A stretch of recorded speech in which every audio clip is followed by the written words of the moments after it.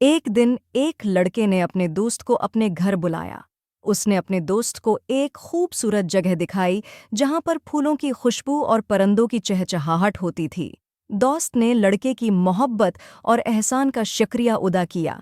लेकिन कुछ वक्त बाद जब लड़का अपने दोस्त के घर गया तो उसने देखा कि उसके दोस्त ने उसका एहसान फरामोश कर दिया था। लड़का दुखी से भरा हुआ और मायूस हो गया। लड़का ने अपने दोस्त को पूछा, तुमने मेरा एहसान क्यों फरामोश किया? दोस्त ने कहा, मैं भूल गया, मुझे माफ कर दो। लेकिन लड़के को दिल्ली ठानी हुई थी कि उसने अपने दोस्त की मदद की थी और वह यही कहता रहा, तुमने मेरा एहसान क्यों फरामोश किया? दोस्त ने एक बार फिर अपनी गलती का एतराफ़ किया और अपने दोस्त की माफ़ी मांगी। लड़के ने दोस्त को माफ़ कर दिया, लेकिन उसने सीख लिया कि एहसान क्यों करना अहम होता है।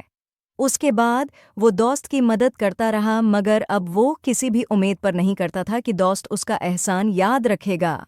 माकूला बात यह है कि एहसान की फरामोशी अच्छी बात नहीं होती। हमें याद रखना चाहिए कि जब हम किसी की मदद करते हैं तो वो हमेशा हमारी यादों में रहता है। एहसान करने वाला और इसका एहसान फरामोश नहीं करते।